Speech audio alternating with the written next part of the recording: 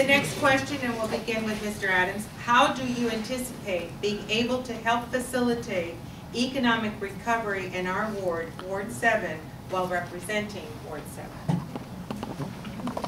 Well, we created a redevelopment area and we were able to keep more of our tax dollars here than in all the 40 years before I got here. And you've seen the result, a complete transformation. Everybody here can say, yes, we have seen a complete transformation of Ward 7 in this area. We've made this a viable part of the city of Riverside. We have the river, where we're sitting. You're in this location. This is the finest business park in Southern California in the Inland Empire.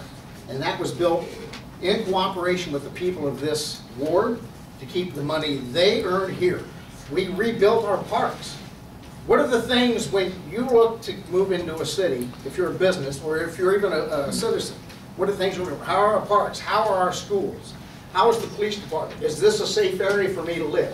We have transformed this area to one of the safest areas, from the highest crime rate to the lowest crime rate.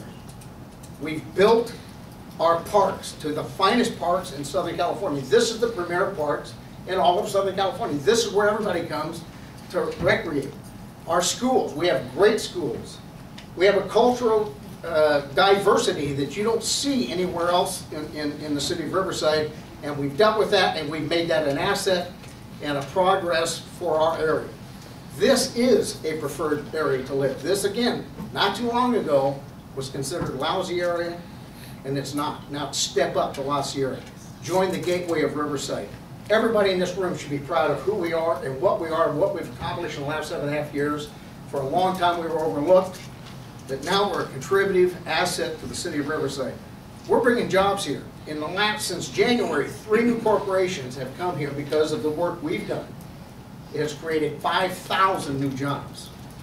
In this era, that's amazing. It's 1,500 immediately and another 3,500 coming in the next year or so.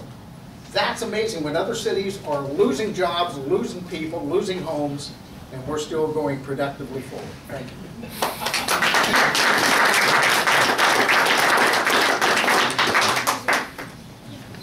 Well, I believe the economic viability of our ward is based on borrowing. As I said before, redevelopment is strictly borrowing money in advance for the hope that the eventual property taxes will go up. Right now we're behind. We're way, way behind. Because as we all know, the economy right now, property values are not going up. They've actually gone down, some by half.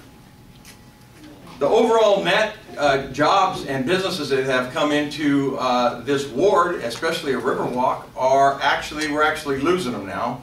We never did actually fill up any of this area. We have these big buildings around here that are 2/3 to 3/4 empty.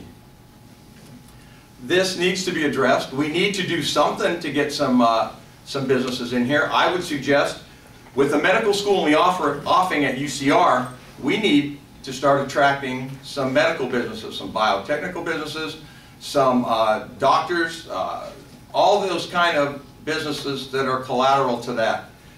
We need to approach them. We need to get them here so that by the time we actually have graduates coming out of that medical school, they actually have a place to work, to stay here in Riverside with the skills that they have and belong to part of the community. Instead of, as we have now, a lot of them come into UCR and they leave. They leave the area. They go somewhere else to find jobs. So we need to help provide them with those jobs through that process of bringing in the businesses to support the medical school. How would you go about that?